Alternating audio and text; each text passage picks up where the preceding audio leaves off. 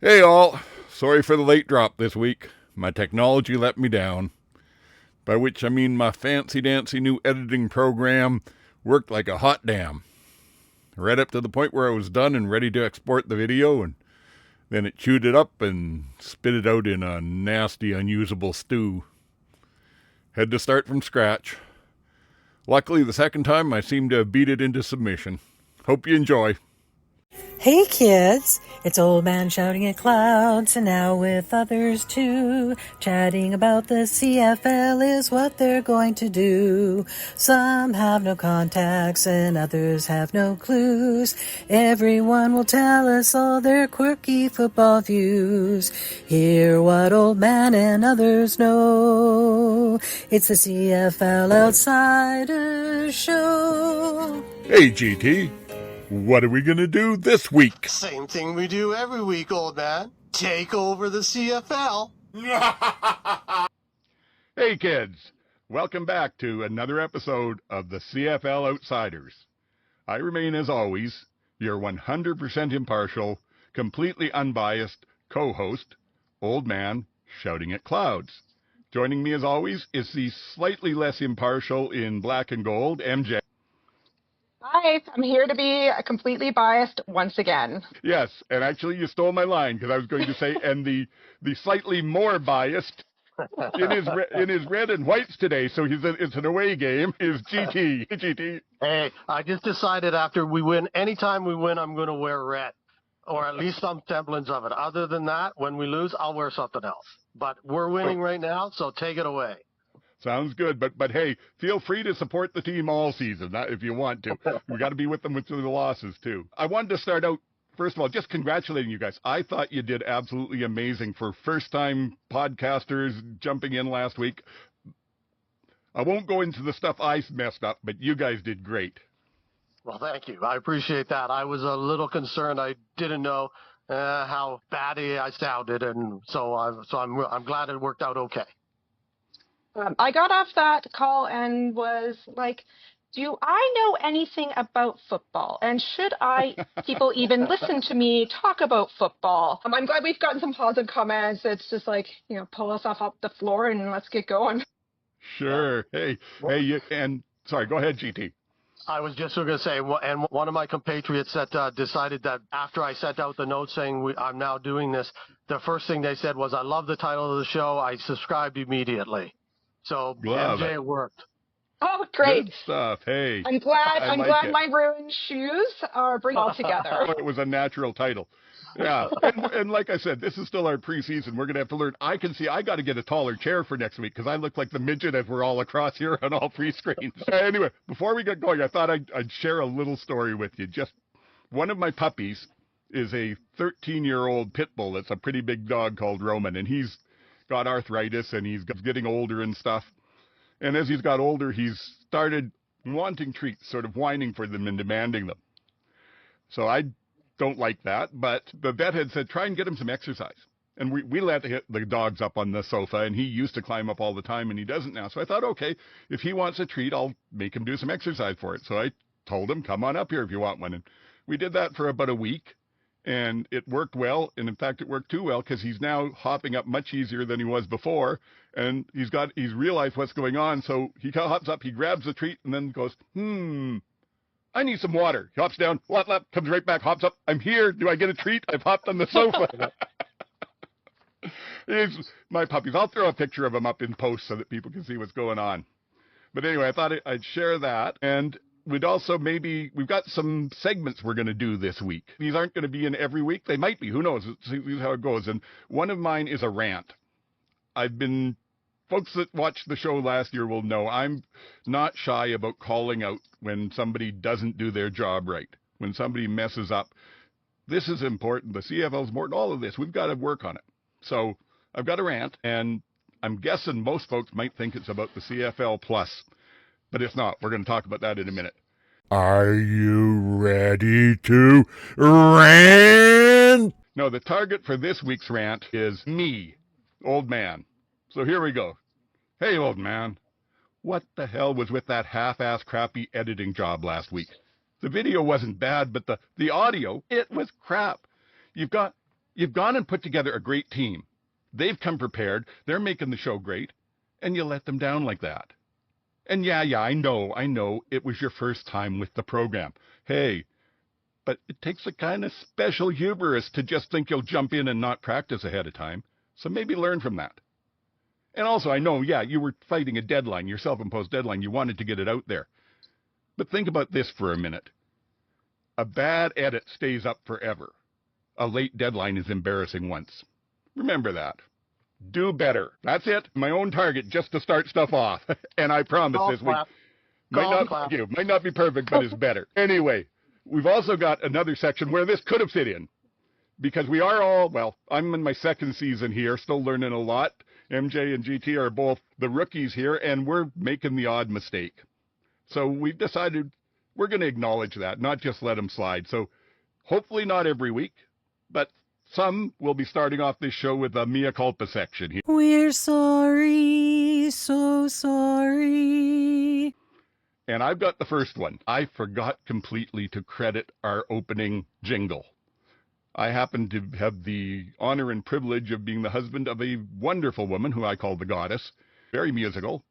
She put that together for us, and I thought that was absolutely amazing. I'm going to credit it in the show notes all the way through. If anybody wants to talk music with her, or if you know what the Rebel Rally is, that's something else that she's competed in. She's on Blue Sky at Swell 144.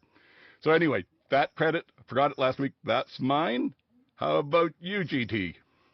Well, we talked about quarterbacks, and that's what kind of got me thinking about it. As I said to you guys in the notes afterwards, it bugs me when I'm listening to podcasts of any kind or things, and big egregious mistakes are made and then not owned up to. So I was kind of wanted to make sure, and as you said, old man, I don't think we need to do it for the little ones, and we don't need to correct every little thing. But when there's something that I did, like I said last week, and that somebody's going to go, hey, that didn't right, that's not right, I want to let them know that, I knew that. That was about the quarterbacks when we said we had 2 drafted, because we were specifically talking about the NFL at the time. And yes, Taylor Elgersma was not drafted. I knew that. I know that. He was a rookie camp invite and then signed to the Green Bay Packers. Okay, that's it. However, I will say we did say 2 quarterbacks were drafted, and they were just one in the NFL and one in the CFL, because we didn't talk about Jonathan Senecal in Montreal, who was drafted. So in some ways, we were right. Yes. Well, and just to avoid another one next week, we actually had 3 drafted in the CFL, because Elgersma, Rourke, and Senegal were all drafted. And I'm not sure, did the kid out of Manitoba go in the draft? I don't remember. He was in the combine. He was drafted, Chachinski was drafted by Edmonton, who actually played in the game as a receiver. He's already transferring over to receiver. He's not even going to try out as a QB as far as I know.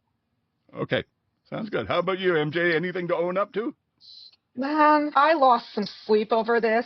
I want to issue an apology to LL Cool J, his fans, and the BC Lions. It was not Ludacris who did the kickoff party. It was LL Cool J. So apologies to everyone. It won't happen again. And that's funny, because I was thinking of it when you were saying that, and I was like, did I correct her? No, not yet. We're not there yet.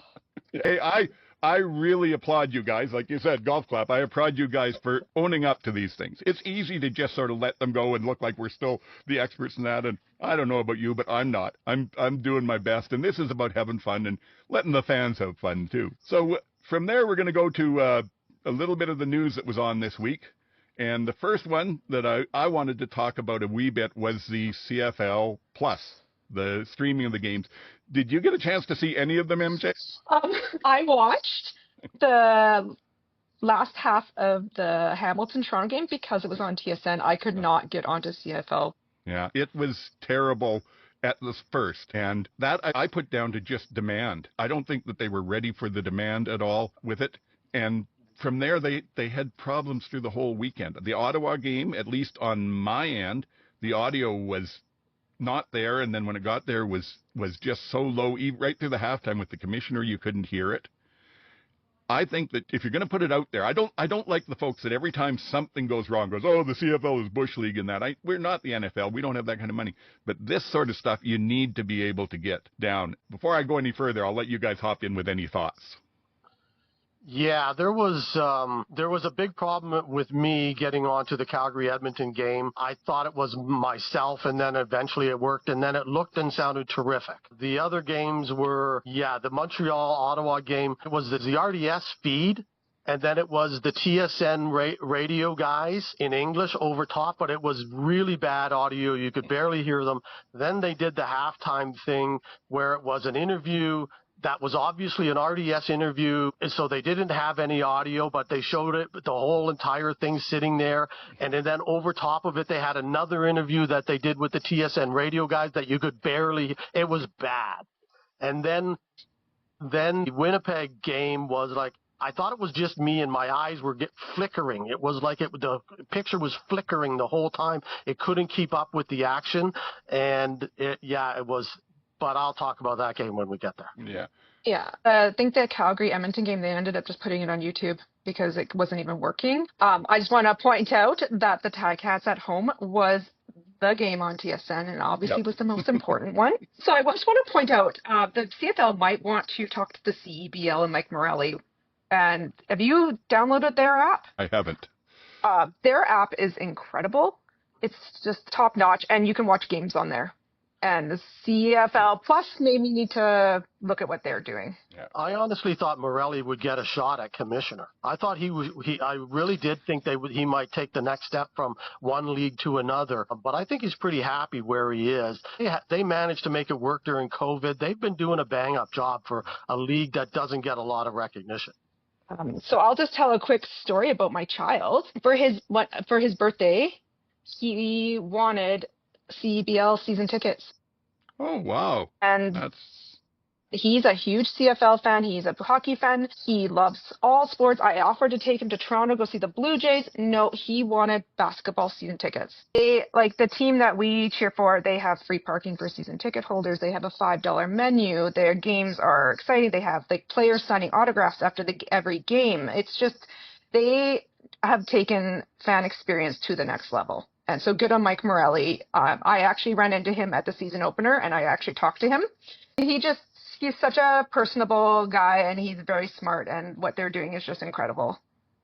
Yes. Well, they may be able to learn from him. Maybe he didn't want to make the move just yet. Maybe he knew that CFL wasn't prepared to do what he wants to do, and they should, because a lot of it I'll forgive. Like you said, the video out of Winnipeg was kind of flickering. And the other thing, because they're taking the stadium feed, whoever shot that has no idea about shooting football. Every shot, when a play was starting, they focused on the quarterback until the ball was in his hands and then tried to follow it. You couldn't see the blocking. You couldn't see what was going on down the field. It was that stuff I can forgive because they're doing it on a bit of a shoestring and you're using the video that's available to you.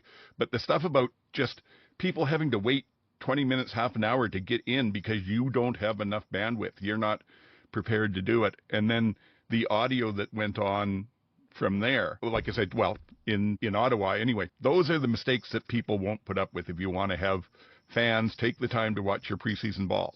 One of the things I did notice, and again, it might be one of those things that's been there since last year, or 2 years or whatever, CFL Plus has been around. But I did notice that up in the top left of the plus sign, they've now inserted the maple leaf. So it's now part of it. It looks very cool. And you look at it, you go, oh, something's there. And then you realize what it is. So it's a nice little thing that they put into their branding on it. And I thought it was new this week, but again, it could have been there forever. A couple of suggestions for the commish. We've talked before about how they did on that BC game. They had the social media at halftime. Nobody else has done that yet. And then the other thing I was thinking about was, you mentioned last week, GT, you go on ready, you want to get in early so you're there, and then you've got 20 minutes of that screen or half an hour of that screen. This game will begin soon, and it's the one picture. Why not get the social media from the teams and play that behind there? So while people are waiting, they're seeing something about the CFL promoting it. I may send a letter to them. You could just run those social media videos where they're getting the American players to try ketchup chips and all-dress chips. Yeah. Oh, yeah. It's all the teams have great social media feeds right now. Some are better than others. BC's slamming it. I'm told Edmonton's slamming it pretty good, but they're out there, so why not make use of them? Anything else on that, or should we move on? We've already kind of beaten this one for a while. So from there, GT, you wanted to talk about Zack's new contract, and you added his note. And Yeah, I hadn't heard about a note. Yeah, I thought it was interesting. Well, obviously, when he re-signed for the year, no one knew for sure whether this would be the last go-round, and it was simply to get through to the home Grey Cup, and then he'd be done because he's talked about that on and off. And then he signed up for another year, which I thought was interesting. And then he published one of those athletes' notes where they say, usually when they retire, thank you, I love you, and all that good stuff to the fans. But it was in advance, and it was talking about why he came back. And I thought it was very well written, and I just, it was interesting. He just said, I'm not ready yet, basically is what it came down to. So it settled all of the controversy and all of the questioning and just got it out of the way. And I thought it was a nice, well-written note. Zack's note is what CFL football is all about. It's about communication. It's about community. It's about fans. It's about passion. Honestly, I loved it. And I'm really glad that they put that out. What a great marketing. I don't want to call it marketing because it seems a bit crass because it seemed very genuine. Yeah. But I'm glad that they put that out to the start of the season. Yeah. Yeah, not marketing is not marketing as much as just involving the community. Paying back to the fans, letting them know you appreciate what they're there. Now, I've got to say on that contract, my feeling is Zack's play has dropped off in the last couple of years, and I wonder, would he have got that extension if they had a bona fide number 2 waiting in the wings to take over? Is it the extension there as much because they're not sure about Terry Wilson, and as good as he looked in the game, I don't know they wanted to defend on the Strev. Yeah, but I think O'Shea is so loyal that I think it would have been more Zack's decision than theirs. As long as he said he wanted to come back, I think. Now, did they breathe a sigh of relief because they don't have a guy ready? I think so. Those two guys that are running that franchise right now have been so good for the last few years and so loyal that I think they would have been okay with it. Zack Claris is channeling as an entertainment Allen. Going to play forever. But I think this gives them an opportunity to create, for lack of a better term, create a succession plan. Which, I mean, like Montreal didn't do that with Anthony Calvillo, and they just kind of tanked there. So I hope that some lessons have been learned. Yeah, 10 years at least after Calvillo left. Personally, I think this succession plan right now is to keep Zack for 2 years and hope that Elgris might get 2 years of NFL training and then comes up. But we'll see. We're moving on from there. MJ, you were going to talk a little bit about the Guardian caps. I can start it. Everyone can jump in.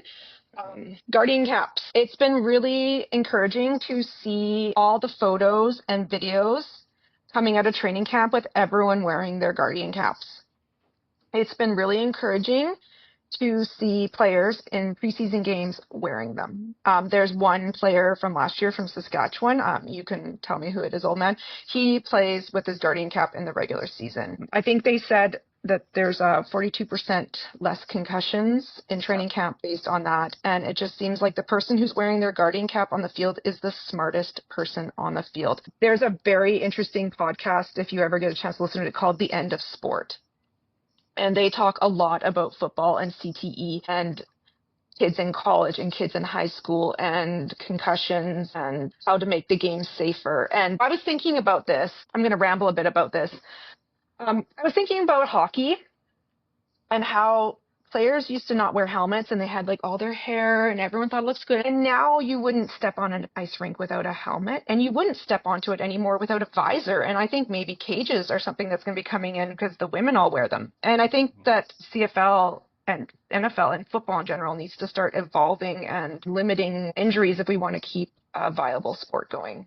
Yes, I have to agree with you there. My thought was they should be mandatory, and if there's a lot of pushback, do it the way that the NHL brought in the helmets. Grandfather for anybody who's still there. You don't want to wear the Guardian cap, you don't have to. Any rookies from now on, your career, you wear them. I think that would be a good way to make it work.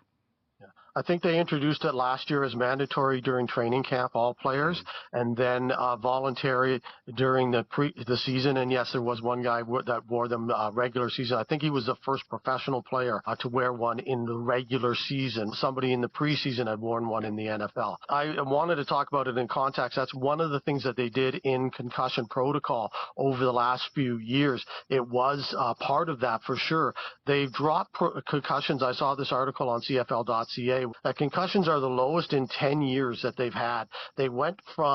They're down 21% year 24 from 23, from 48 down to 38 concussions last year, or players that entered concussion protocol, and down from 76 in 2015. So that's more than half since 2015. That's pretty significant. One of the things, of course, is the Guardian caps. The other thing is probably the limited hitting in preseason or in camps, contacting camps. And also last year, one of the other things they did that made a big difference was mouth guards. And it's mandatory mouth guards now that you have to wear a mouth guard at all times. That makes a big difference for concussions as well. So kudos for the league in this way for making those concussions at least go away a little bit. Yeah. I was shocked that nobody was wearing mouth guards and that it had to be made mandatory. I was like, do you not want teeth? I couldn't believe it. I can tell you from coaching, teeth is one thing, but mouth guards are a huge preventer of the concussions themselves, because hits from the chin, they give that cushion to it. Yeah, they've been mandatory in the youth, and I think college for forever. So I think that's a good idea. And I can tell you personally, my middle boy my two youngest boys were both very good football players, but Nolan was extremely good. And his last year of high school, he got a serious concussion that it probably took a year before he was over the symptoms. And that was not where he got a concussion and he was back in the next week. I've seen firsthand, and anything we can do to cut him down is great. I don't see Guardian caps becoming mandatory for quite a while. I can see them being voluntary and slowly picking up, but I don't think they're going to make them mandatory for quite a while. I'm hoping that what I would love to see is a quarterback, just one quarterback wear them, and then that would make them a lot more acceptable. So to all you CFL quarterbacks out there, please, somebody be brave enough to say, my career and my brain is more important than my looks. Put them on. It just takes one high-profile player. Like just one star in the league just needs to do it, and that'll be a big push forward. Probably the best one to do it would be Rourke. He's such a face of the league right now. If he did that, it'd be great. We'll move on. I was just going to mention quickly, I saw an ad this week that the new swag is out, and I just want to mention quickly to people, if you get a chance, take a look at your team stuff. There's some good stuff out there. Is there? Is there? Because I went after I saw your show notes. I went and looked, and I saw the ad that said, "This is what the players are wearing," and then I went and looked, and I didn't find anything. I just went to the regular shop, and I was like, yeah, okay. I don't see that much more new that I'm going to rush out to get. I thought it was more when you mentioned that, you meant more league branded stuff, which I don't think the league does enough of. I would love to get even an old style CFL logoed shirt or a new styled CFL logo shirt, and I just don't think they do enough for around the league itself, let alone the teams. I looked at every single team's social media post and the CFL's post about the new era swag, and I was like, it looks the same. I didn't see anything that was super, I don't know, maybe it's me. Maybe I'm old. News, folks. Oldman is not a fashionista. Apparently it's too easy to please. I like the stuff I saw. Anyway, I just wanted to make that quick, and then we'll jump on to GT. You were going to talk a little bit about the Saskatchewan O-line issues, and maybe we'll throw in some other injuries in there too. Yeah, we talked about it briefly last week, and it just continued just after that. They had another injury, so they've had a couple of guys at least go down, and that's just been persistent with Saskatchewan for the last 3 or 4 years. Everybody talks about it. It's been going on, and they brought back Noah Zaire. They've had a few issues. They're going to continue to have them, and then the Argos had Brian Cox Jr. go down on just before the game. Apparently it was in pregame warm-up and now he's out for the year. So between Toronto having defensive line issues and then injuries, and Saskatchewan having offensive line issues and injuries, and both of them having the opposite strengths. Toronto's deep in offensive linemen. Saskatchewan's got a bunch of guys on the defensive line. Yeah, is there a trade happening there? Could be. There were 2 ex-riders on that line to begin with. I hate to see anybody get hurt like that, just like you said, a warm-up type injury. But I've also been telling people that CFL players have to add to their regime a bit. They work really hard to make sure they don't get injured. They put in a lot of time with their workouts and that. They get their nutrition right. They've got to add a third point. Do not sign with the Riders as a free agent, because this is the second year in a row the prize acquisitions have gone down early. Anything else on that? No, that was basically it. Okay, I'm going to just also throw out here, and I'm a bit late because unfortunately they televised it last night, but I'm going to give people a heads up for next year to look out for it.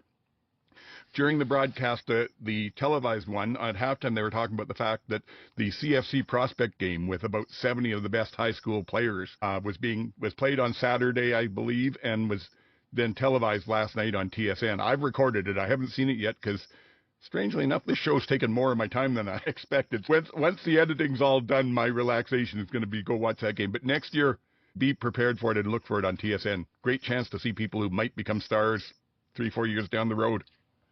Absolutely. I put it in my brain to watch, and then I was still watching the games from the weekend and forgot all about it last night. So maybe it's still up on one of the TSN channels that we can still watch, because the more Canadian football support we can get, the bigger the game is. Yeah, that's true. I should have looked. You never know. Sometime at 2 a.m, and they may replay it. We're going to hop over to MJ now. You were talking about Drake cursing the Riders. You need another curse? No.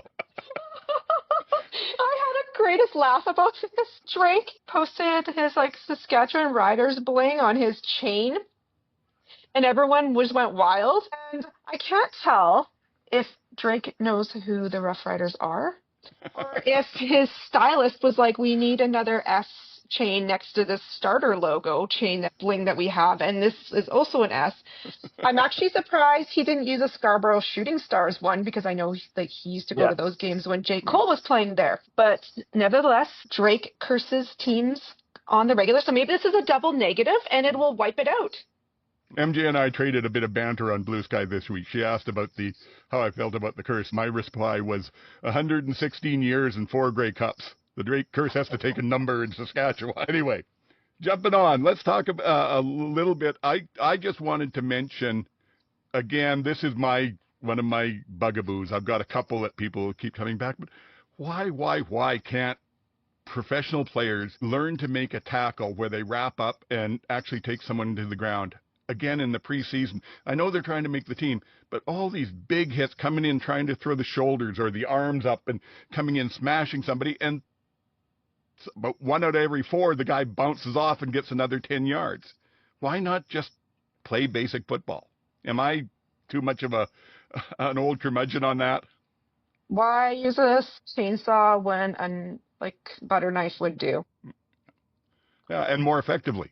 But I think it's just guys, I don't know, they just want to make an impression, and I think they think that's how it's gonna work. But then you just kind of look silly when people just blow right past you. Mm-hmm. Yeah, there has been some big hits in these games, though. It's been impressive in all of the games. Yeah. There's been some massive hits. And yes, the sloppy tackling is part of it. I think it is guys just overreacting and trying hard try to make the big play instead of making, as you say, they're trying to make an impression. They think that'll work more than just making the right play. But the tape doesn't lie. So if they make the right play, the coaches are going to see it on tape anyways, and it'll pay off. So you're right. They should just make the right play. But there has been some great big hits. Oh, there have been big hits. Yeah.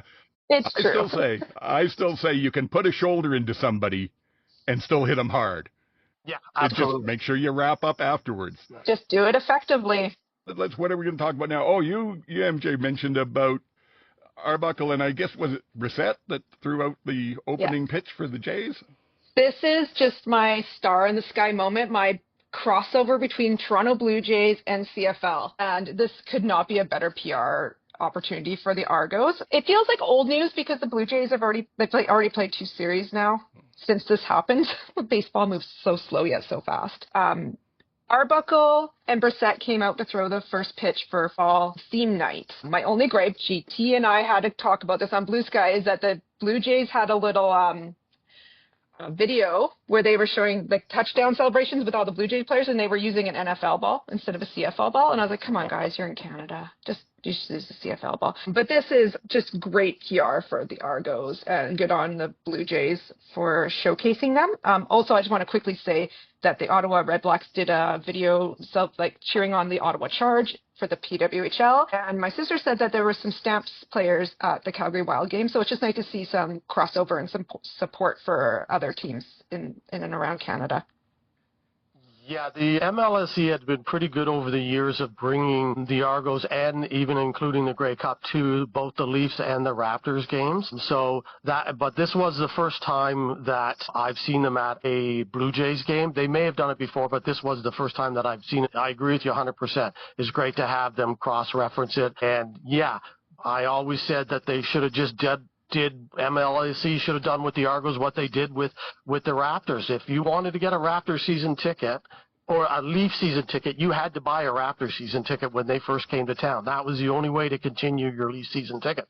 That's how they got the crowds to go. They could have done the same thing with the Argos. They never did it. They never forced the issue. The only teams that don't talk to each other in the city right now are still FC and Argos. There's just the hate is still too much. So they just don't talk to each other, which is unfortunate for both sides. Yeah, I also want to say it was nice that the Blue Jays scored 2 touchdowns in that game. Okay. and I'll say this in closing.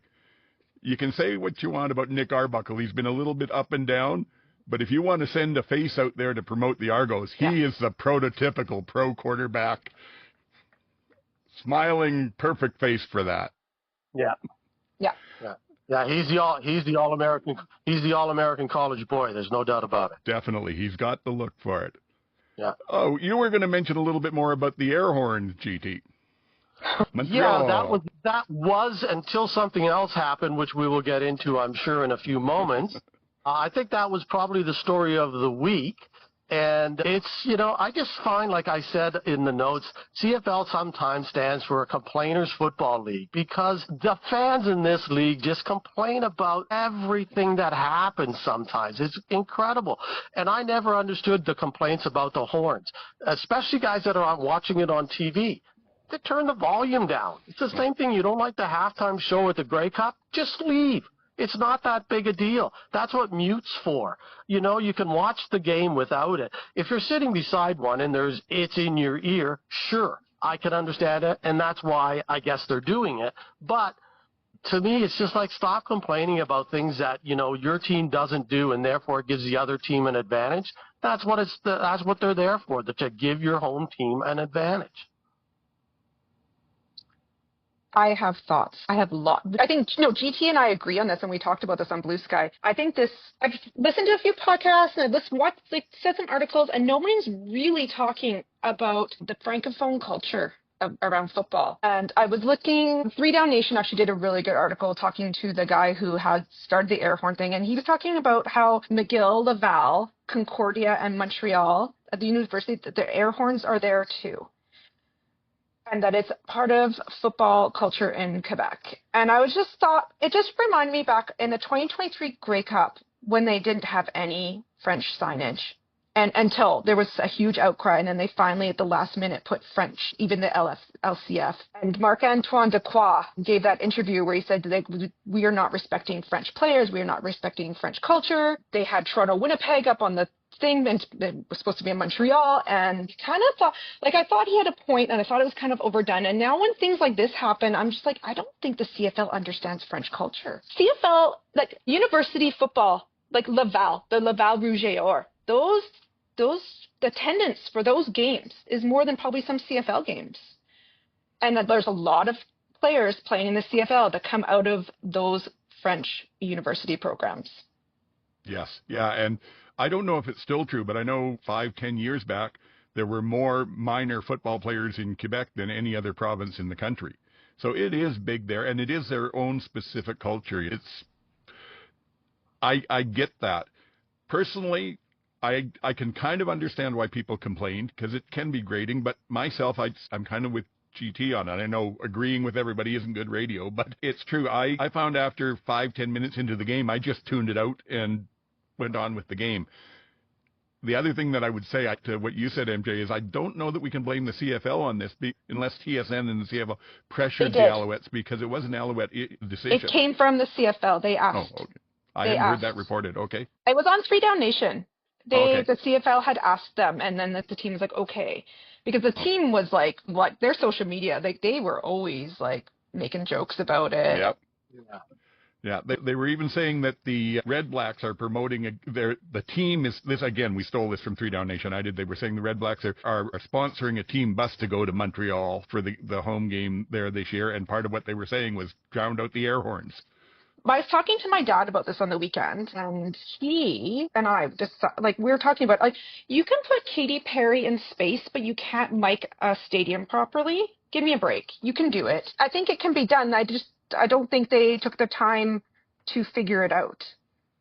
Oh yeah, definitely. I mean, you've got a separate crowd mic to put that ambient noise in, and you can certainly play with that. And you may not take the air horns out completely, but if it's a bothersome, you EQ it. You put a bit of a notch in to lower them down, and it'd be fine. I'm a little disappointed.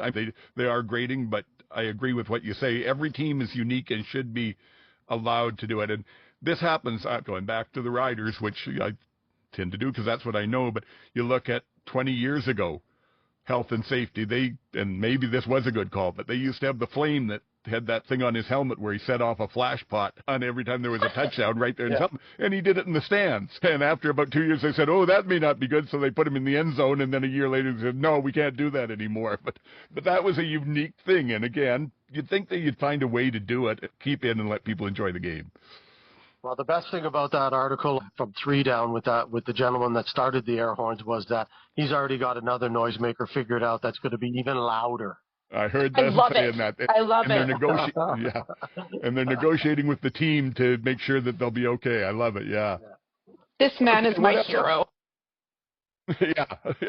Those are the fans I love. Speaking of fans, though, you wanted to talk a little bit more about the Edmonton Elk name change and the obsession with the double E, MJ.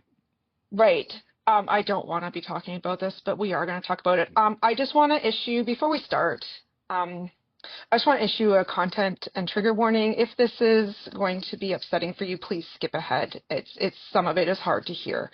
If you need help, you can call the Truth and Reconciliation Hotline. Their number is 1-866-925-4419, or you can call Hope for Wellness, 1-855-242-3310. Both of those are 24 hours a day, 7 days a week, and I will send Oldman the links and we can put them in the show notes. Absolutely. Okay. I'm so tired. We talked about this last week, and I was like, we'll never need to talk about this again. It's like moving on. No. The Elks had a presser yesterday, and I just want to clarify, I will not be using the former name. I will use former name or blank as a personal preference going forward talking about this. The Elks posted a photo on their social media that said, once a blank, always a blank. No context, posted it. What was going on? The comments on Instagram. My husband saw the comments on Facebook. Today, I found a CTV News article. There was a press conference with Chris Morris yesterday, and I watched it so you don't have to. It's about Dwayne Yes, the equipment manager coming back, and they want to quote unquote return to roots. He is back as community liaison and historian. Glad he's back. Great. Chris Morris said that they need to honor their history, and the last few years the team has been lost. They brought back that sign, the once a blank, always a blank, and Chris Morris, direct quote, said this is a return of blank culture. This sign will be returned to its rightful place above the locker room where it has always belonged and where it was unceremoniously ripped down. We need to change the mindset around the blank name. I just wanted to point out that Justice Murray Sinclair, the chair of the Truth and Reconciliation Commission, who is much smarter than me, or anyone I know really, said back in 2015 that one of the calls to action was to change names and mascots of teams. I don't think we need to have anyone's culture as a mascot or a team name. It was a dog whistle from the start to the finish, and it makes me really upset. You can't both sides this thing. They said they were going to keep the Elks name, but then you just heard what I read, and you're creating division, and I'm not quite sure what the end game is here. Mm-hmm. That's just the thoughts, and I just honestly, I had a really hard time listening to that presser, and just I'm quite honest, very disappointed with Chris Morris. I thought when they brought him in from the U of A that it was going to be such a great thing for this organization, and it just seems that instead of moving forward, they're going to just like kick sand around. My feeling on it, for whatever it's worth, I am a fan of the tradition of football as much as anything. You know, the Riders go back to what was it, 1909, I think, or whatever. The Argos go back even further. They're one of the oldest professional franchises. You've got Winnipeg, you've got Calgary, you've got Edmonton, you've got all this stuff. But your history doesn't necessarily have to get tied to a specific name. And if that name is insulting to people, which many people do find that an insult, just have some empathy. How would you like to have to put up with a continual insult to yourself being brought forth by people on it? It's a new name. You can still do the double E with the Elk. I don't mind them bringing back all these Edmonton players. I think that's great, rebuilding Edmonton football culture. But tying it to an offensive name, for me, you're just embarrassing yourselves, frankly. And I was glad you brought this one in because I wanted to rant it myself this week. And if you hadn't brought this to the show, MJ, it was going to have to be my rant because I don't get it. It's a game. Why can you just not respect people? Anything else, or do we leave it there? Don't understand it, but it is what it is, so you're not going to change those minds. As for Chris Morris, was it really Chris Morris, or again, is he just, as the president, he still answers to the boss? So, or was it Larry Thompson? You know, we don't know. We may never know. Larry Thompson did say, even at his opener presser, he was kind of hedging about the name even then. So who knows? And if and when they win a Grey Cup under the Elks, I think that changes the perspective again because it's glory days. Everybody loves to live the glory days, as Bruce said, right? So it is what it is until you can bring the glory days forward. And if they win this year, maybe some of it goes away and people start talking about the Elks as a winning organization. Exactly. Yes. And you're right. Morris might have been put in the same position that Pinball was last year, where he was having to answer for decisions made above his pay grade. Oh, well, I don't know about good news side, but on the other side of things, I thought I would just mention to folks, too, if you're one of the people that likes the fantasy and the pick'em, the CFL Futures game is now open on CFL.ca, where you get to, it's basically, pardon me? Are we going to pick tonight? Do it next week because we have till before the preseason, and I'll have to prep and make. Are you making me do math? I don't want to do math. No math to it. It's things like who's going to win the East, who's going to win the West. It's basically about 10 futures props prop bets that you would make. Okay. That'll be next week's show anyway. So there you go. Yeah, exactly. We're still in the preseason. We can get away with it. So that's what we'll do. I just wanted to mention to it, and I did also want to mention to folks. And I'm not spending a penny.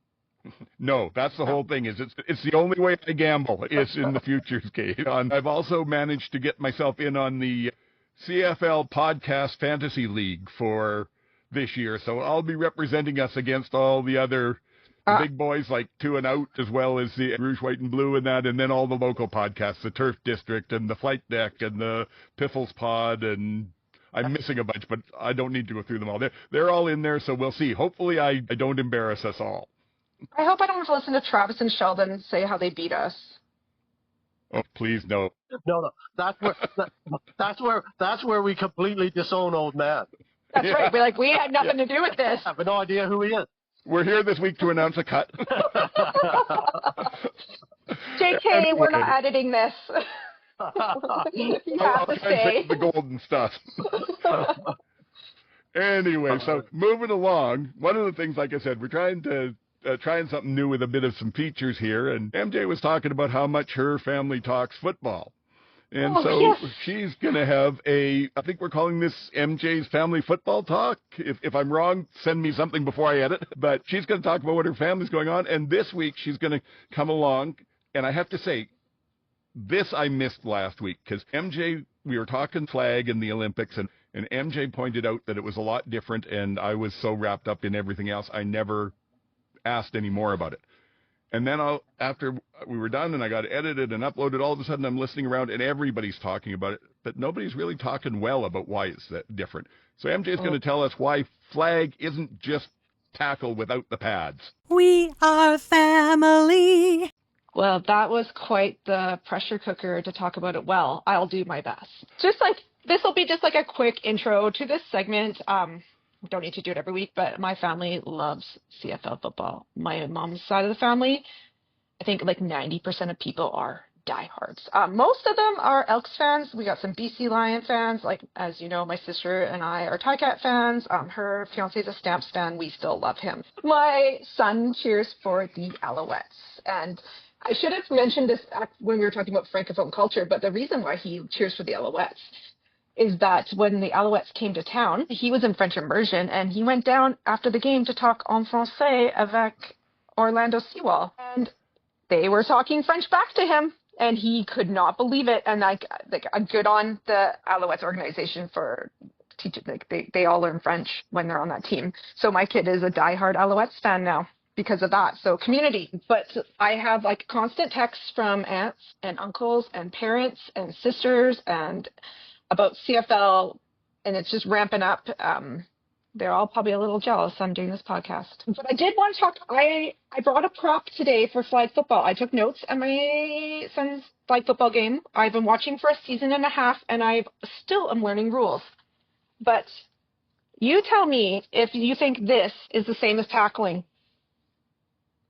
So these are the flags that you wear around your belt that you got to pull off. They are 2 inches wide. I'll just explain for the podcast. They're 2 inches wide. They're 17 inches long. You got to pull them off. It's not tackle. And I'm surprised people are going like, oh, Brady Oliveira would be so great at flag football. He should be on the team. And I'm like, should he? I don't know. Flag football. Field is 80 by 20 yards. End zones are 10 yards deep. The midfield in between them is 60 yards. 30 on each side with a 5-yard no-run zone on each end before the end zone. So 5 yards before the end zone, you cannot run. You have to throw. So there's different rules for 5x5 and 7x7. I checked, and it looks like the Olympics is doing 5x5. So in 5x5, there's no kicking. In 7x7, there is. The rule book is 63 pages long. It's an involved game. So it's your turn. When you're on offense, you start at the 5-yard line. In Canada, you have 3 downs. In international rules, you have 4 downs to get to midfield. And then once you get to midfield, 4 to get from midfield to the end zone. If your pass ends up like on the 3-yard line, you have to throw in. You cannot run in. If you don't make it to midfield or a touchdown, the opposition takes over at their own 5-yard line. So they go back and start at the 5-yard line. So the possession doesn't end unless it's a fumble. If it's a fumble, you get possession where the ball is. But if it's a turnover on downs, you start back at the 5. You have 30 seconds to put the ball in play. And the clock doesn't stop unless there's an injury or a timeout. No fumbles. If your snapper fumbles the ball and it goes on the ground, it's a dead play. You lost a down. If the quarterback fumbles the ball, lost a down. So there's no fumbling. The quarterback can't run the ball. You have to throw or hand off. The only time the quarterback can have the ball is if they do a lateral pass or hand off back, and then the running back or receiver, whoever it is, hands it back to the quarterback, then they can run.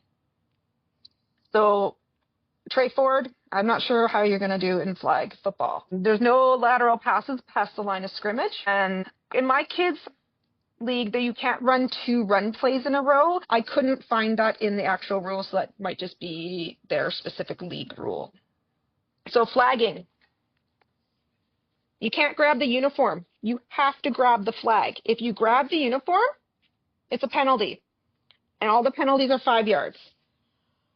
You have to pull. When running, if you're the receiver, you have the ball, you cannot guard your flag. You cannot have your arm down. You cannot straight arm or push away. We all joke that you have to hold the ball and hold your arm up while you're running, because I saw about 6 guarding penalties on the weekend. You cannot guard your flag at all. So just pretend it doesn't exist. You have to hand the flag back to the person who you flagged, otherwise it's a penalty. So, and also for guarding, around flags for the receiver, the person who has the ball, you cannot jump.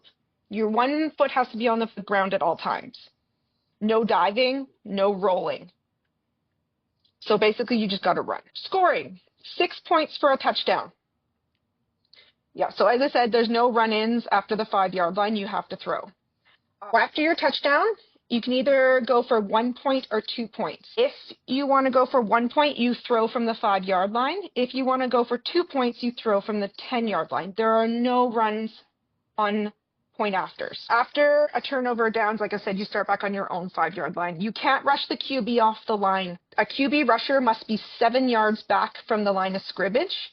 They put a beanbag there. There's only one person who can rush the QB, and they have to start 7 yards back. They have a straight line. You have to get out of the QB rusher's way. QB intentionally grounds the ball. It's a penalty, a 5-yard penalty, and a loss of down.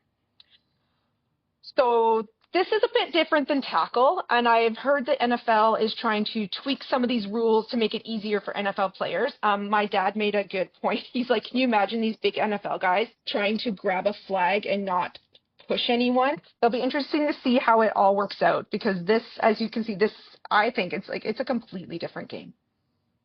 Thoughts, comments, questions? Okay. I'm here for any of your questions that I can answer. Thanks, MJ. I love that. That's the kind of stuff I wanted to know, because frankly, I've seen flag, but I didn't know about a lot of those details. And like you said, 63 pages, you can't go into all of it, but I have heard that it's considerably different. And I wonder about this. When so much of football is muscle memory, you get used to it. One of the things that's come up this week is people have been saying there's no reason for the CFL to suspend the season, because at best each team might lose one player. So it's like an injury that week. And it makes sense. Can you imagine if these guys go in with 1 week and they've got to turn around from thinking about how they tackle, and even a receiver or a running back not guarding that flag? I can see why the NFL wants to change it, because it's going to be very difficult for them. And frankly, how embarrassing it'll be if they put forth a team of American stars and some long-term flag football team comes in from another country and beats them, which could easily happen. Thank you for that. That's my input. Any thoughts, GT? Yeah, I think that, again, it takes a special kind of athlete, a different kind of athlete necessarily, bulk-wise, as well as just between the difference in NFL versus CFL players. So it's going to be another step again versus CFL players to flag players. You've only got 10 players on the field. That means you're going to carry a roster of, 15 maybe? So that's 15 guys. They can find 15 guys that'll fit.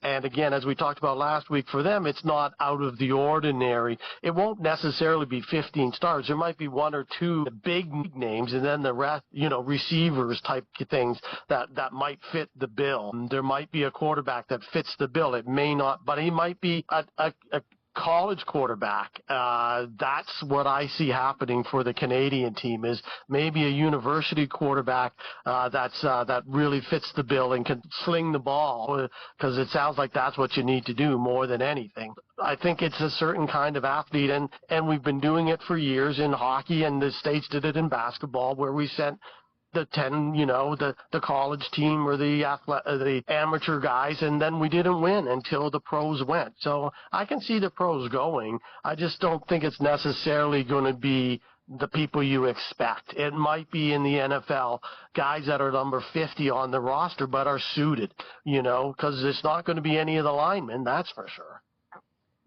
DBs, start working on your hand dexterity now, because somebody flying full speed down the sideline trying to grab a flag and pull without grabbing their uniform is going to be tough. Yes. Yeah, and I've already seen pushback from some of the current flag players to just saying, we're not giving it up. If you think you're going to come in and take our jobs, good luck. We're not giving it up easy. You're going to be very surprised. Yeah, good for them. Although I'm told that Canada, I guess the last World Championships, they had a team with Mason Nyes, who was out of University of Saskatchewan Huskies and an excellent quarterback, and then a couple of ex-CFL receivers, and they still got thumped. So we'll see. I'm not certain, but from what I understand to what you said, GT, about the roster is on game day, I believe it's a 10-man roster. It's a 10-person roster. That's it. You can't have any extras. If you have less than 10, someone has to play both ways. Yeah, exactly. And so they may take a couple of alternates with them, Right. but it's not going to be a lot of players.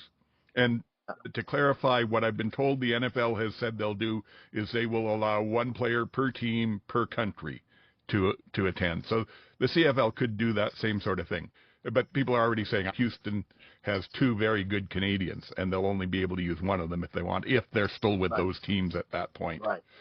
I'm also interested to see who Paula Police hires for assistants, and I hope he has memorized this playbook. Yeah. Well, I know that the guys on 3 Down were speculating that he may not be the coach by the time it gets to there, because they don't know that they want a tackle coach for it. A tackle coach isn't going to teach you how to not guard a flag or how to flag. Like my kids, sometimes they spend an entire practice, like an hour and a half working on flagging. So I just it's just going to be interesting to see if you think you can just pull a CFL player off a roster and send them. You can't. It's not going to work. Yeah.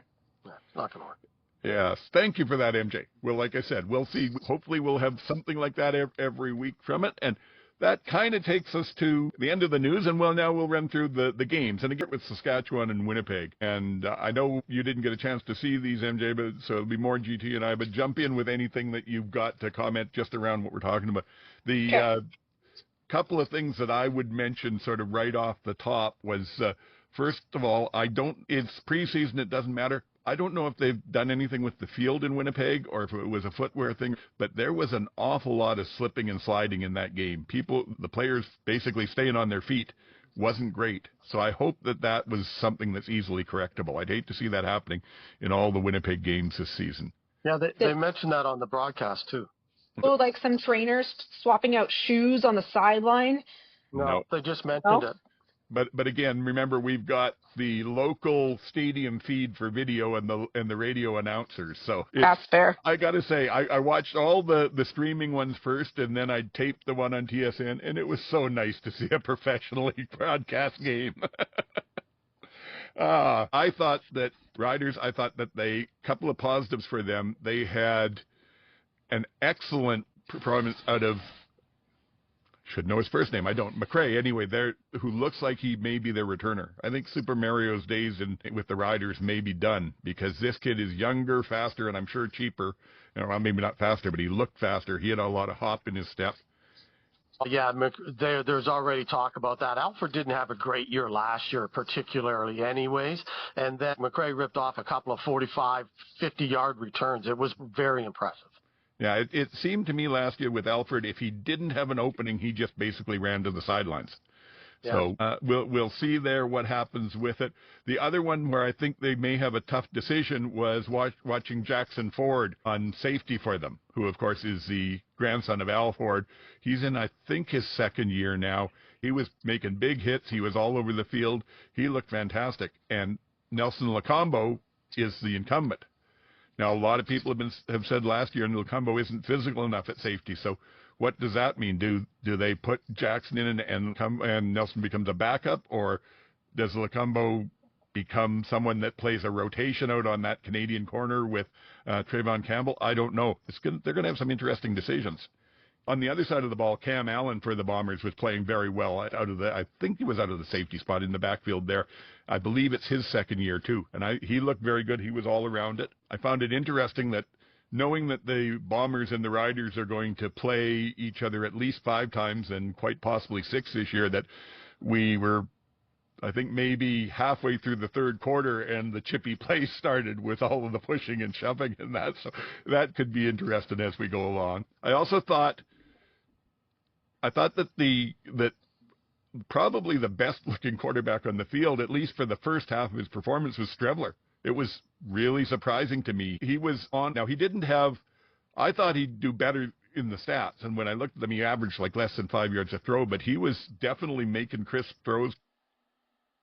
I thought I was shocked. I was like, who is this guy? Because this isn't Strev. Strev doesn't do this. He doesn't make decisions, and he doesn't throw passes, and he was doing both, and he was doing both very well. It was the best game I've seen him play since the Labor Day in the Banjo Bowl a few years ago when Nichols was injured and he came on at the scene, and those were the two best games that he had. And I think he looked great. I was shocked. It's that new knee.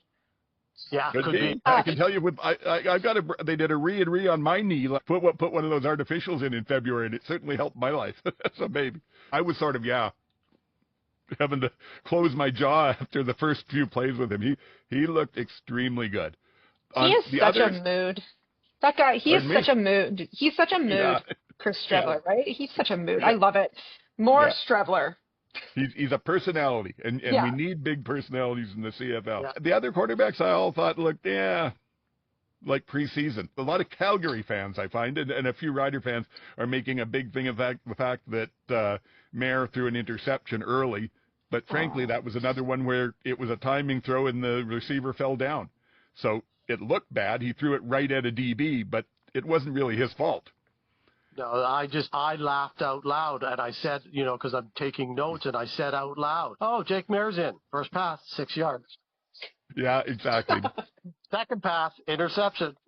Also, I want to say this very carefully, because if I get it wrong, it's going to sound misogynistic, and that's not how I mean it. I want to talk about the fact that the Winnipeg Blue Bombers really impressed me with their cheerleaders. Not everyone on that cheerleader team is a prototypical body style of a cheerleader. They're not all quite as thin as. Watch their performance, it's great. They're hiring people that can entertain the fans and moving past that cheerleader kind of look. Oh, air quotes, got to move in here. They're looking past that sort of thing, and I want to give them good props for that. I really liked it. Yeah, I've said for years that the best cheer team has been the Edmonton cheer team. Yes. Because they have for years, they were the college style with the 2 or 3 gentlemen with the acrobatics, with the flips. They weren't a dance team. Get over the dance teams. We've had, this isn't 1982 anymore in Dallas. Get over it. This is, if you're going to call yourself a cheer team, be a cheer team. And I think that's what I think you're showing here. And I will say the Argos have moved away from it and now have a very good cheer team as well. This is baseball, but the Blue Jays had like B-boys and B-girls breaking on the dugouts. Yeah. Way more entertaining. Dance is so athletic. It is its own sport. Yes. Cheer is its own sport. Please showcase your athletic ability, and the best people should be doing it. And so good job, Bombers. Good stuff. Yeah, I agree. Did I have anything else? Oh, the punting game was terrible, and I noticed the Riders brought back Joe Couch after that. So I think they're going to have to figure out what they're doing with it. The running game, there were they broke off a few runs, but frankly, again, neither team ran really well. I think AJ had 120-ish yard run. Thomas Berton, I struggle with your name, Thomas. Sorry, Thomas Berton Houdon. I hope I'm close. He looked really good. He was, I think, 6 for 41. He had a long run of 19. I know we're not supposed to talk stats, but he looked good out there. I wouldn't be surprised to see him be the official backup this year. They may not carry an American. They may keep one on the practice squad, but may not carry one because neither of the Americans look much at all. And frankly, I could see next year that if he can run the way he did last year in a few games, and if he gets a chance this year, I could see next year when AJ's contract is up that they don't renew and Berton Houdon becomes the starting running back. He is a very good running back that we haven't seen enough of. And I thought, first of all, that it was a pretty good crowd in Winnipeg for a preseason game. Most of the stadiums are pretty sporadic, and it might have just been the way it was shot, but it looked like a pretty decent crowd. There wasn't large groups. Even when they did a wide angle, it looked like all the sections had people in them. So I was kind of impressed with the fan turnout for a preseason game. There was a bunch of field goals, and every time they had a field goal, for some reason, they kept showing this old Bomber helmet static logo. So you didn't see any field goals get kicked. Why is that? I couldn't figure it out. And finally, crowd shots. They played it and they played it. And by the end of the game, I couldn't watch anymore. I was like, I can't, like, no offense to these people, but I can't look at these people anymore. Show me the football game. Stop showing us these same crowd shots time after time after time. It was irritating. It was really annoying. And then one other thing happened that I thought was the second ugliest field goal I think I've ever seen. But there was an uglier one that we'll talk about later. And again, I just thought Strebler had an excellent game. Yeah. That field goal kicker was the backup in Saskatchewan. I can't even remember the name. He's not there anymore. And as far as all the video goes, I think that's all an artifact of the fact that they were using the raw stadium feed. So that's what's going up on the Jumbotron, the big screen. It was annoying there. Like I said, the way they shot each one, it was hard to see what was going on because they started every shot on the quarterback, like a tight-in close-up on the quarterback, and then tried to follow the play. And the other thing was there were 3 or 4 times where there was ride or play going on, and they were still busy showing highlight packages from the Bombers. It was brutal. Let's jump on then to game number 2. Ottawa 23, Montreal 7. Yeah, there we go. I think the biggest thing to mention is this game was not necessarily about an athletic play or anything. It was about Alexander leading Rambo into the goalpost with a pass where he could have almost killed him. I've never seen that in football before at all. He lofted one up through between the uprights, and Rambo was looking back and ran head on into that padded post and went down hard. And that was just, to me, that was kind of it's a good example of Alexander's play through the game. He did not really impress. I thought that really rattled him because I thought that opening drive, he was impressive, and then that threw him off, and you're right. After that, he was pretty bad through the rest of the game for a guy I think is a pretty good quarterback, and I think obviously Montreal's pinned all their hopes on him. I thought that really rattled him, that play, and after that, he wasn't the same at all. I never thought about that. That might be it because he got them down the field nice and it looked not bad in that first drive. The other big thing in the game, of course, was Dedman got himself one of the punt returns, which was very nice. It was just his specialty, one cut and gone. Yeah, my note was, Dedman's still pretty fast. Yeah, oh yeah. And like I say, he doesn't mess around back there. But what I liked about, well, not that play, but that sort of series was then they kicked the convert and it went wide, and I don't know what happened with the ball. It looked to me like a bunch of 5-year-old soccer players running around trying to get near the ball, trying to pick up the fumble.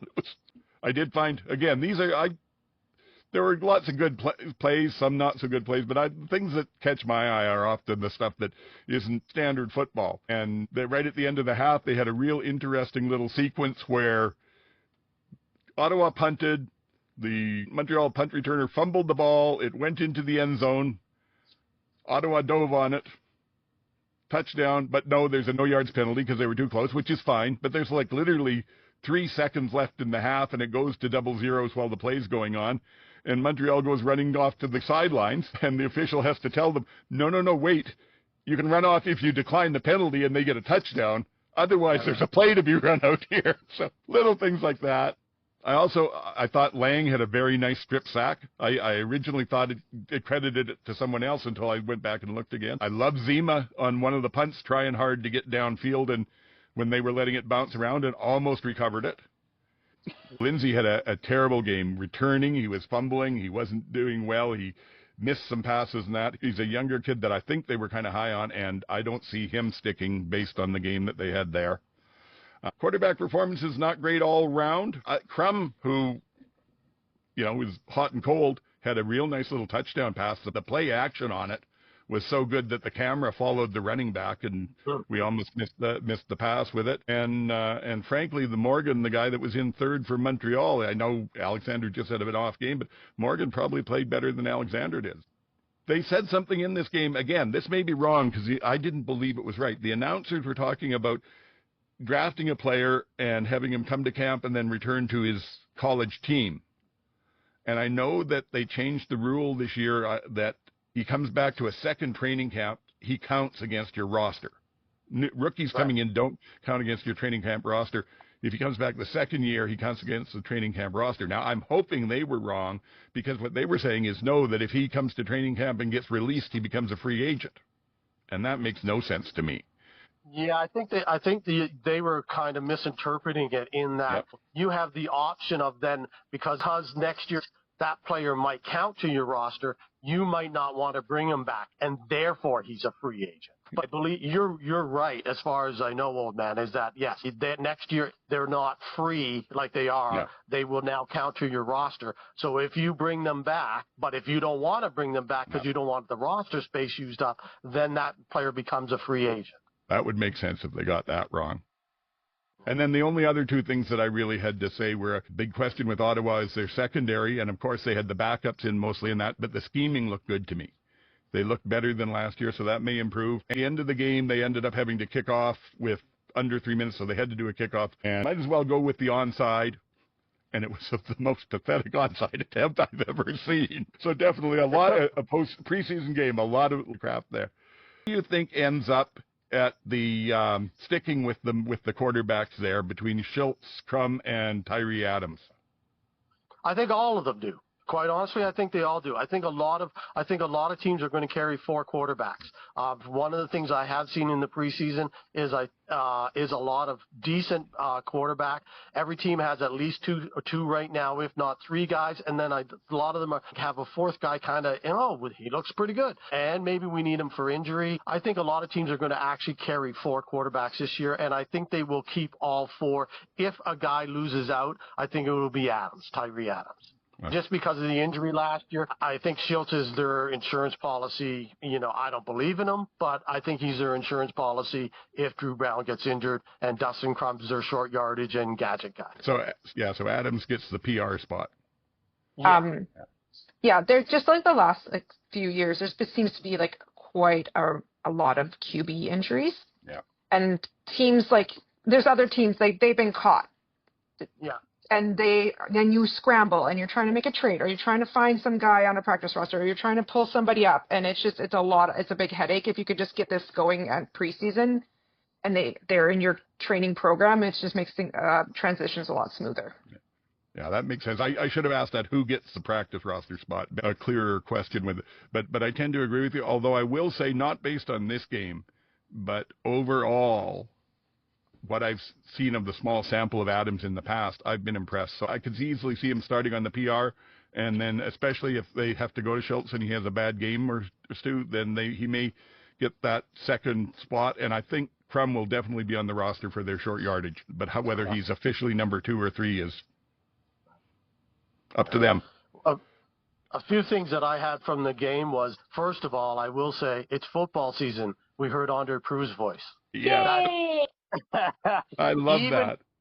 Even muted in the background where you could barely hear it. When Andre speaks, it's football season. Oh, yeah. So that was great. The other thing was, I was surprised, and not just in this game, but particularly this game, although Winnipeg and Saskatchewan as well, I was surprised that for the first game of the preseason, how many starters were playing on both teams, and how long they played for, rather than just the BC thing where they only played for the first 4 plays, and that's not unusual. I was very surprised how deep they went, and the Hamilton-Toronto game was the same.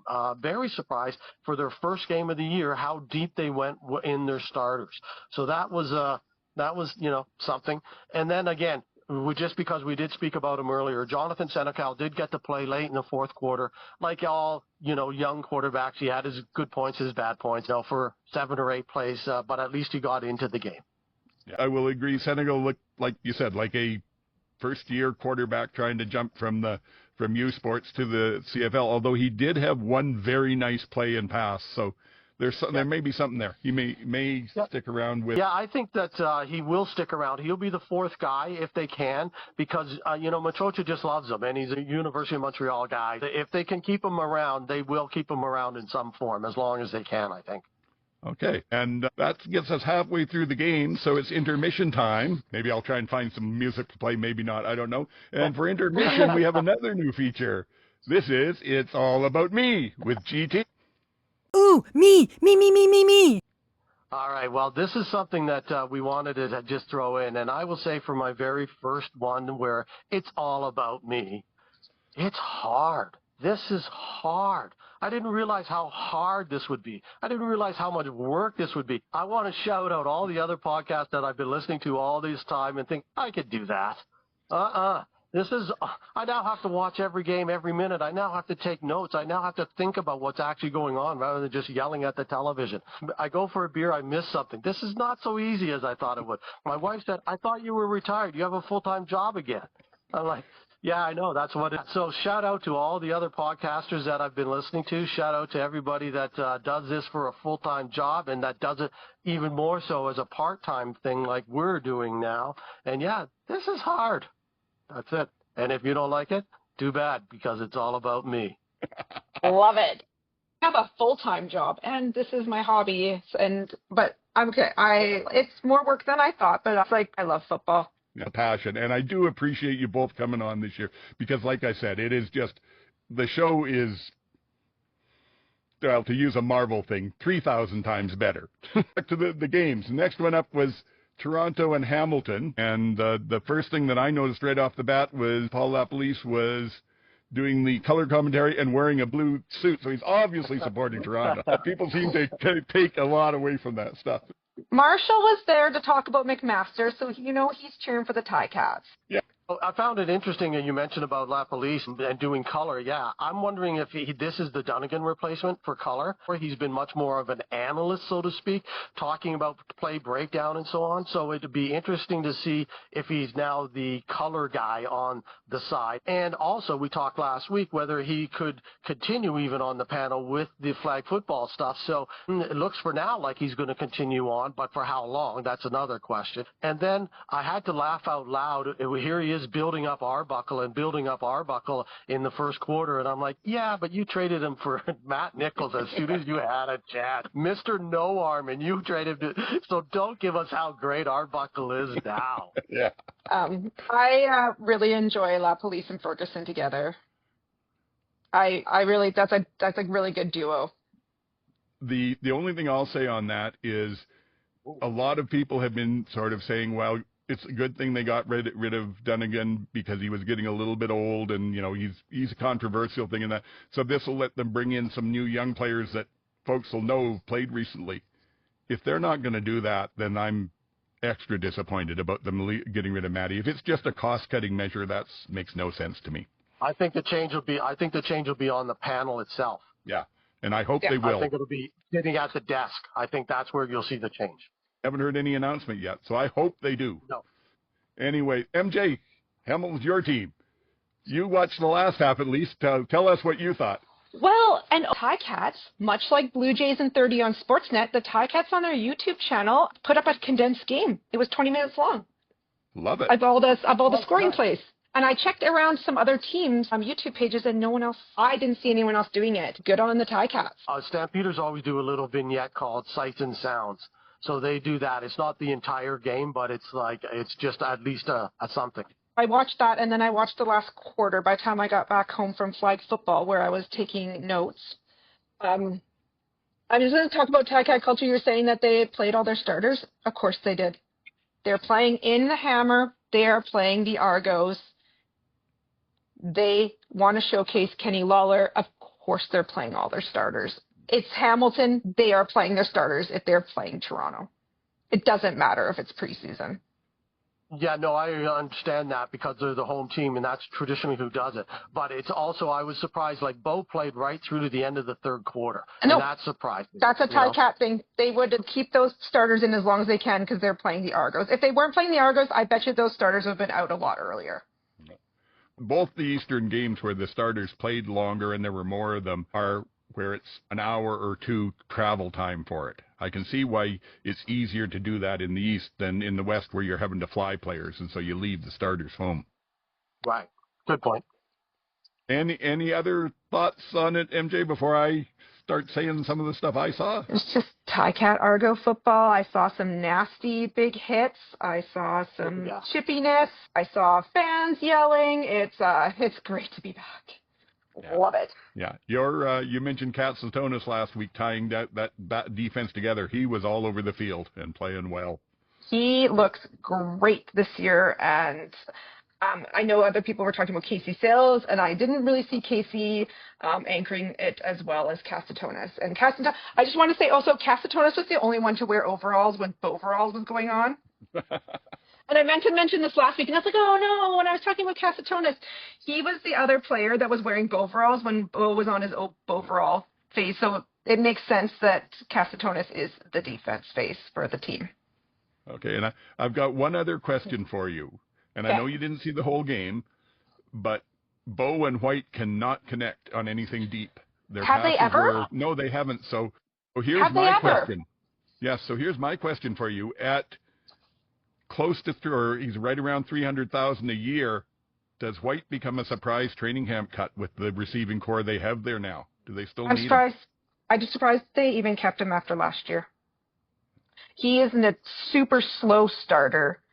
Like, it was halfway through the season before he even got going, and it wasn't even that incredible. When he's on, and it's great. But it's not for an entire game, and it's never for an entire season. And I don't know if it's a White Bo issue or if it's a White issue. I'm really happy Kenny is there, and I hope that Kenny looked good. And I have a very low threshold for White. You mentioned about Ferguson, Marshall Ferguson. I think he's very good as a color guy. He's not quite as good as Dustin Nielsen out of Edmonton there. Dustin's personality too, but one of the things Dustin annoys me. Happy people annoy me. Dustin is my favorite. Too happy. He's my favorite color commentator. I love Dustin. If I could be so passionate. Volume down. Yeah, I also like air horns, so what do I know?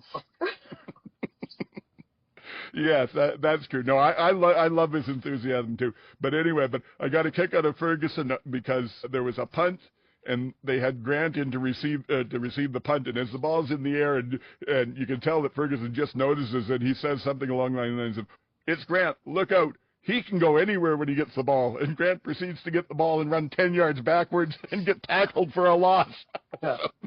Poorly timed for that. I've got another one of those for the Calgary game. But anyway, that was it. The Toronto D-line, I didn't think looked very great, and that's where they're building up. There were no sacks, and they gave up, what was it? I looked this one up, 187 yards on the ground. I think they need more work in that program, get that rebuilt. Yeah, they one of the guys that they picked up in the trade with Ottawa for Adam Laboyer, they picked up I think it's Carter is his last name. He was a guy on the negotiation list, and that's who they made the trade for. And he was late getting to camp, so they have high expectations for him. But they definitely are in trouble on their defensive line at this point in time, as far as I can tell. As I said earlier, I think they need to do something, especially after Cox is out for the season. And I wouldn't be surprised if a trade's in order. Right. Yeah, it's possible. They're going to need to build something there. I also thought it was a very good game, actually, in some ways for both teams. I thought that the negative part for Hamilton was that they kept Bo in for 3 quarters, and he couldn't put the ball in the end zone until he got up against the numbers 2s and 3s. So hopefully that's just training camp stuff, and he'll build on it. That's Well, he would have if White hadn't dropped the ball. Well, that's true too. Ball. Yeah, he would have had. He could have had probably 2 with White. Stop throwing to that guy. Stop throwing to him. So you can't pin that on Bo. And Bo's first pass was like typical, right? Just come out and sling it as far as you can. It just reminded me of the Saskatchewan playoff game from a few years ago where everybody's tight to the line, everybody's ready to go here. They're waiting for the run, and Bo just slings it as far as he can down the field. It's just his mentality. Yeah. And then the second pass is wide open and Tim White dropped it. So they've already got Arbuckle, who looked a lot better than I expected him to. I thought the Grey Cup was a fluke, but he looked good. And they also have Dukes there, but then they had this kid Horn at number 3, and I thought he looked fantastic. I mean, he's going against the 2s and 3s, but he may be another quarterback fine for them. He was very good. Well, he was tremendous. That was my notes. He was the best player on the field for most of the game, and he was, for a guy that came in again sort of from nowhere. When you look at all the other backup quarterbacks trying to get their shot over the course of the last 5 games that we've now watched, by far he performed the best. He was consistent. He made the right reads. He made good decisions. He took a hellacious hit down at the 7-yard line. popped right back up and threw a touchdown on a really nice comeback play on the very next play. Super impressive. And he got a lot more play than he was going to, because if you remember, Cameron Dukes came in, and on the very first play, he was intercepted, but it was challenged, and it was, taken back for roughing the passer, and it was a legitimate call. Actually, I thought that was not quite legitimate, but nonetheless, he was injured a bit on that play, because Dinwiddie said at half that he was injured, and that's the reason that he didn't come back, because I was surprised that he didn't come back in the game at all, but Dinwiddie said he was injured, so Horn played the rest of the game, and that really gave him an opportunity that he might not have had otherwise. He looked really good. Yeah, and Chad Kelly has an ingrown toenail and is not. Oh, good, on top of the leg. So he might not start because of his ingrown toenail. Oh, okay, yes. Well, they were already saying his knee might not be ready, so. Yeah, he had surgery. Apparently, I read that he had surgery on it, and now they're just waiting to see, and that it's that whether he will be ready. They've already named Arbuckle as the starter if Kelly's not ready, and then so Arbuckle's not going to play this week. It's going to be just Cameron Dukes. But if there's a guy that could be on the bubble, if Dukes doesn't play and Horn does, I can see that. I can see that because that guy looked that good. Yeah.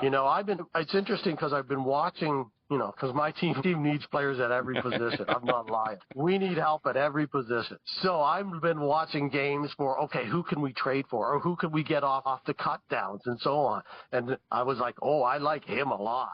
And I like John Bose, the offensive lineman, the University of Calgary guy, and they're deep at O-line, so they might cut him. That's what I'm watching other teams for in the preseason. And the next point I actually wanted to make on my notes here was about that roughing the passer call. Because frankly, in my opinion, that was the first test of the command center this year, and they failed it. They changed the rule this year to specifically say that a low hit or a high hit on the quarterback is roughing the passer unless there's mitigating circumstances where you can't avoid it.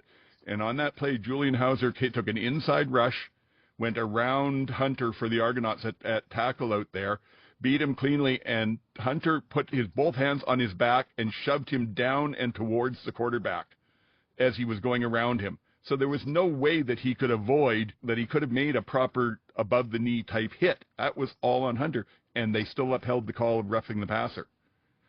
I don't think they called it on the field. I think it was a challenge. So I'd like to see better from the command center. Understand the new rules. I didn't necessarily think it was roughing. I thought he got him around the waist, not lower than that. But I was like, okay, it's preseason. I guess it'll happen. For me, it was the test of the mitigating circumstances rule, and they didn't get there. Other thing, because this was on TV, there were some commercials. I like the fact that Canadian Tire has a really creative new commercial, but I have a feeling that by the time I see it 87 times, it's going to get annoying. They need to do the rotation. I also got a kick out of the fact that the car companies, I think it was both Chrysler and Chevrolet, are suddenly very Canadian companies. Their ads are all about how Canadian they are. Yeah, absolutely. And the last one was the ad for the Grey Cup, and they called it Canada's Social. And I wonder if anybody outside Manitoba is going to get that term.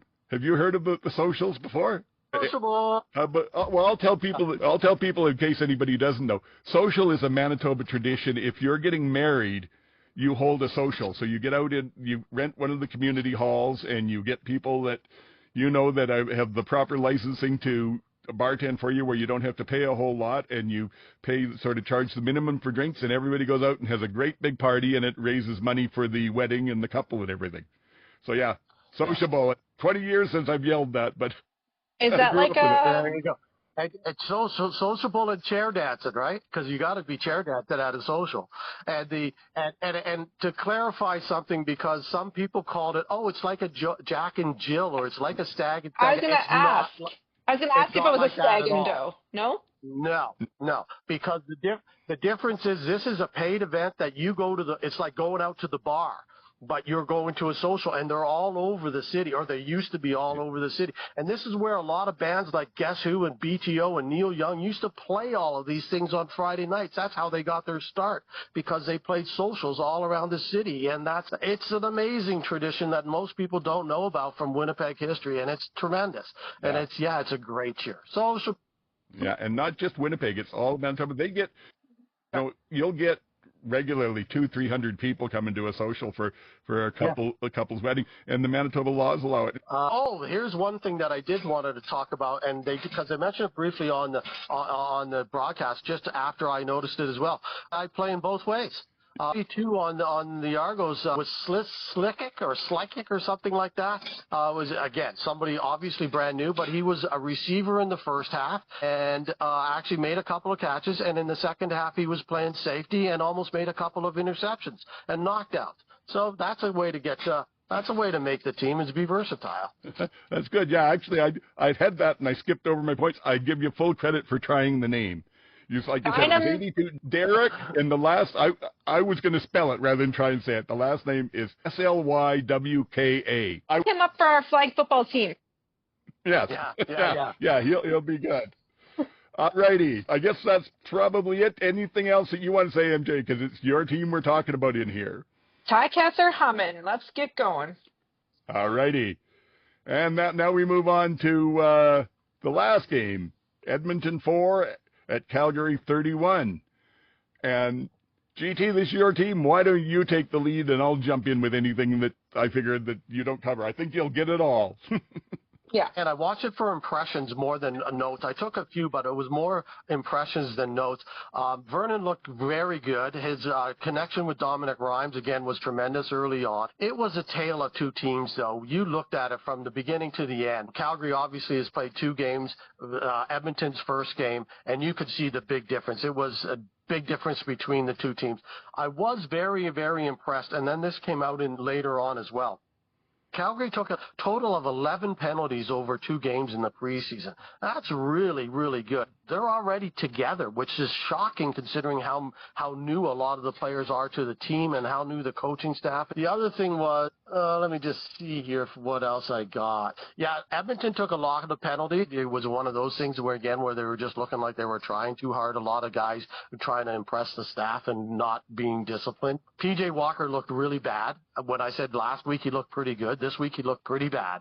Threw 2 interceptions, and again, they weren't good interceptions. They were just, like you got to know that there's a guy there. There's an extra player in this field. You should know that by now. You've been in camp, and you supposedly threw balls all off season. And then there was the world's ugliest field goal, where literally the ball went sideways. It went through the uprights, but it was this way instead of this way. It was amazing. It was just the world's ugliest field goal, but at least it scored. So I'll give him credit for that. So that was my overall impressions of the game. Yeah, I agreed with you. And part of it was that it was the second game, and part of it was, especially early on, that it was 1s against the 2s and 3s for Edmonton. But I don't think that takes away from what Vernon was showing. His timing and his connections were there. That Calgary fans have to be impressed with that and encouraged at least. Yeah. It did look to me, though, like they were starting Micah Tights at the weak side linebacker, and he's a good backup these days, but if they're starting him, I'm not sure about that. I'm not convinced. I was a fan when he was in the Flatland, and I was happy when we brought him back, but I agree with you. I don't think he's a full-time guy. As I said, we need players at every position. Yeah. And there was a play. Vernon did a couple of things. I noticed that after Vernon got hit, really the first time, I don't know if that was the plan all along, 3 series and he's out, but the next series he didn't come back. They only really touched him once. The other one, though, was he scrambled up the middle and then dove head first and wasn't touched. And when he dove, the ball bounced out of his hands when he hit the ground.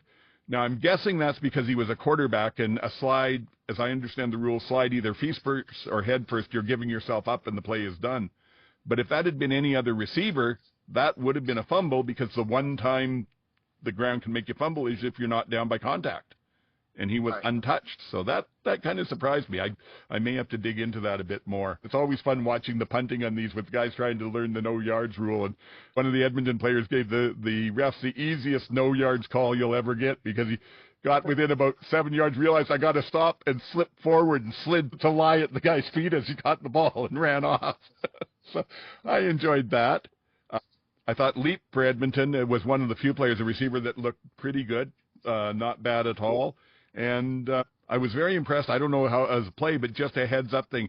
Edmonton, number 86, was involved in a bit of a scrum going along the sidelines. His helmet came off, and as a new player who doesn't know all the rules, he just immediately stepped off the field and got away from the play the way that they want them to do.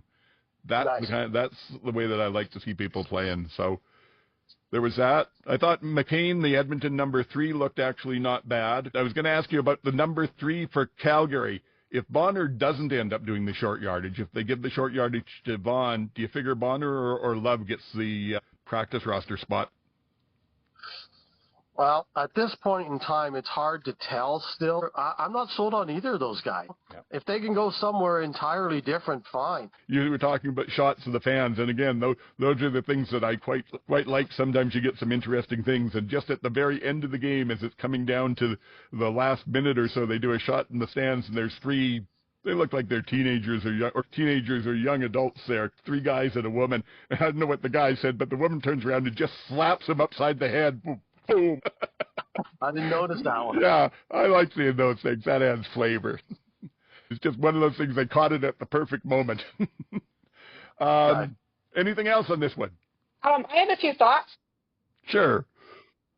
We're going to talk about Vernon Adams again. Sorry, old man. That's okay. Jump in when you don't wait until you're asked. Jump in. These become free-for-alls during the game discussion.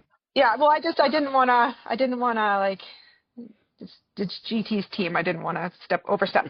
VA last year flew all the receivers off season when he was a Lion, flew them all out to practice with him and paid for all their plane tickets and got them down wherever he was staying. So I'm not surprised. He was in Calgary, I think, all off season, and I am not surprised that he and his receivers are ticking along. He did that already this year down to Houston this year. Yeah. What a great guy. I spent all off season being like, oh, VA and Reggie Bagleton. Oh my God, this is going to be so amazing. I forgot Rhymes was there. Yeah. And, he was a good free agent. Yeah. So the Stamps on their Instagram posted a picture of Rhymes in the locker room after. He was sitting with a cowboy hat on, his sunnies shirtless. And it was such a mood. It was just like such a mood. And I was like, that's the attitude to bring in. That's the exact attitude to bring into this season. Loved it. Yes. Although I did also see that it was a repost, but something from VA where he seemed to be throwing some shade at the teams he's been on in the past, and that didn't seem like VA to me. I didn't see that. Yeah, I said, like, can you blame him? I think maybe it's hard to think. It might have been out of context. I just think it was just like I'm here, watch out. It's kind of like when Bo went to Hamilton. Watch out, I'm here. You didn't want me, you just watch. Or Cody when he went to Montreal. You didn't want me, you just watch what I can do. And I think that pass to Rhymes was just like let me show you what I can do. He didn't name any other teams. But it was more of, it's good to be somewhere where I feel really appreciated. And I don't remember the exact quotes, but it was just, so, and that's the only, if it had been anybody else, I never would have caught it. But just because VA doesn't do that stuff, he's always very positive about everything. I found that interesting. And maybe it's good. Maybe he's got some fire in his belly. Honestly, I think he just put his heart and soul into the Lions last year, especially like that gearing up for the season. And he just had an MLP start to his season, and then they just showed him the door. And whether it was the right call or not, that locker room was a mess, and it's just so good for him. He's like, if I were him, I would have been happy getting traded to Calgary. No offense, but so I think this is just like a buckle down and watch what I will do. You'd hope you went to somebody who was in the full playoff race last year, but it's good for him. If Calgary turns it around, it's going to be a lot on him, and he will get the credit. I'll say 2 things with this. If he stays healthy for the year and Calgary gets probably in the playoffs or a home playoff game, he's the MOP. I don't think there's any question about it. There's no other way that happens. He has to play at that level. Yeah, I would think so. Yeah. That's got us through the games. But we're pretty much wrapping up. So I'll throw it out first of all to you, MJ, again. Any thoughts, and tell us where the folks can find you on the social medias. I hope I am not retracting anything next week. Okay. I haven't heard anything that stood out to me yet. So far, until I edit, I don't know. But so far, I haven't heard any glaring errors from any of us. Send me all your emails about the flag football rules I messed up. I will be happy to fix that. You can find me on Blue Sky at Sports and Plants. Okay. JT, thoughts and social media. And I'm on Blue Sky at GT Barnum, and the rest of it is I'm done. Okay. And as far as myself, I realized, well, that was part of the edits. I sounded like Oldman. I'm on anyway, but yeah, I'm Blue Sky, Oldman-SAC. So there's there. I've also, because I joined the CFL Podcast Fantasy League, they communicate by Twitter. And as much as I hate Twitter, I had to open up an account. So I put the CFL Outsiders up on Twitter. If you want to add us there, tell us anything, feel free. And again, all of these things and the numbers that MJ mentioned earlier during the flag football segment for the hotlines there, those will all go into the show notes. So we'll have those up and done. That's pretty much a wrap. Please, you all know the media, this new stuff, better than I do. So you know the stuff to help us. But please, if you're enjoying this, subscribe for us. More importantly, share it out across your other social medias, because we're not on like the BC chats and the Instabooks and all of that stuff. So share it for us there.